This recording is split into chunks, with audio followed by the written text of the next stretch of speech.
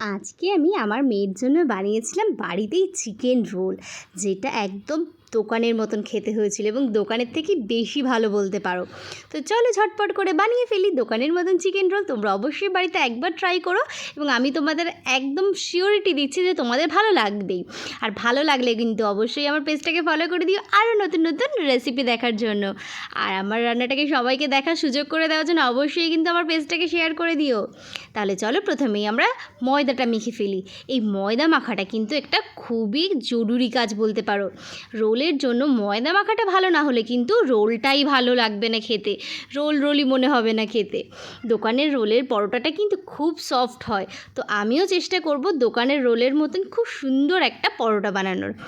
তো এই যে ডো বানিয়ে নিয়েছি, ময়দা দিয়েছি, নুন দিলাম, চিনি দিলাম, আর স্পেশাল দুটো জিনিস দিলাম, সেটা হচ্ছে একটা ডিম আর কিছুটা পরিমাণ দুধ, ফোটানো দুধ।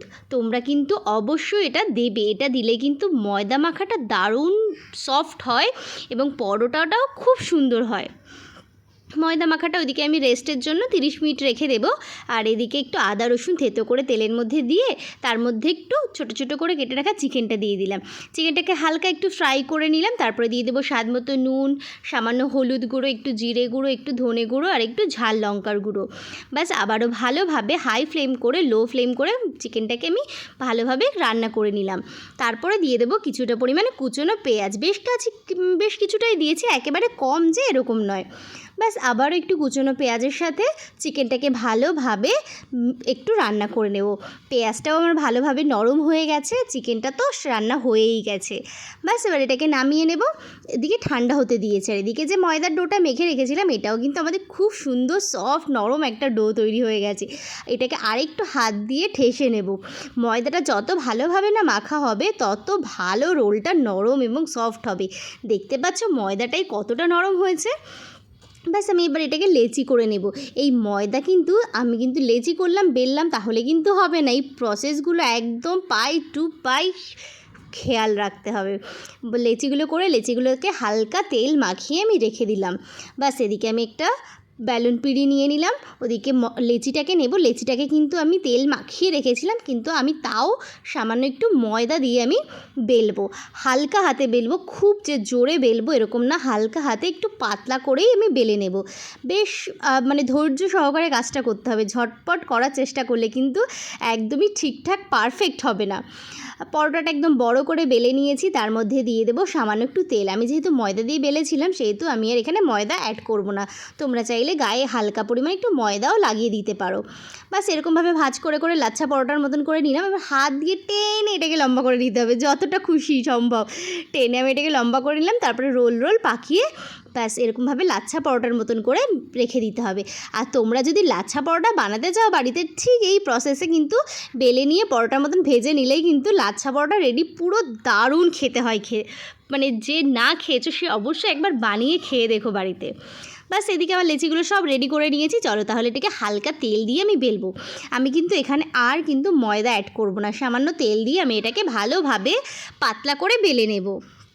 তাড়াহুড়ো করে বেললে কিন্তু একদমই চলবে না, কারণ এটা কিন্তু লাচ্ছা পরোটা বেলার সময় কিন্তু খুব ধৈর্য সহকারে বেলতে হয়, কারণ এটা প্রচণ্ড পরিমাণে গুটিয়ে আসে। তো তোমরা চাইলে একদম পাথরের বেলুন পিঁড়িতে বেলতে পারো, তাহলে অনেক ভালো আর কি তাড়াতাড়ি করে বেলা সম্ভব হয়। দেখো কতটা পাতলা করে বেলে নিয়েছে, দেখতে পাচ্ছ কতটা লেয়ার হয়েছে। তো হালকা পরিমাণে তাওয়াটা গরম করে নিলাম, খুব একটা বেশি গরম করতে হবে না, একদম হালকা গরম করলেই এনাফ। তারপরে এটাকে একটু এদিক ওদিক করে ভেজে নেব। তারপরে দিয়ে দেবো সামান্য পরিমাণে তেল। আমি কিন্তু এখানে খুব একটা বেশি তেল যে ইউজ করেছি এরকমই নয়, ওই সব মিলিয়ে 1 চামচ মতন তেল বলতে পারি। এই সামান্য একটু তেল দিয়ে দিলাম। এই পাশটা হালকা করে একটু ভেজে নেব। আর পরোটাটা ভাজার সময় কিন্তু একটু হাই ফ্লেম রাখবে, হ্যাঁ, হাই ফ্লেম না রাখলে কিন্তু পরোটাটা শক্ত হয়ে যাওয়ার আর কি চান্স থাকে। এপিট ওপিট করে ভালো করে সামান্য তেল লাগিয়ে নিলাম।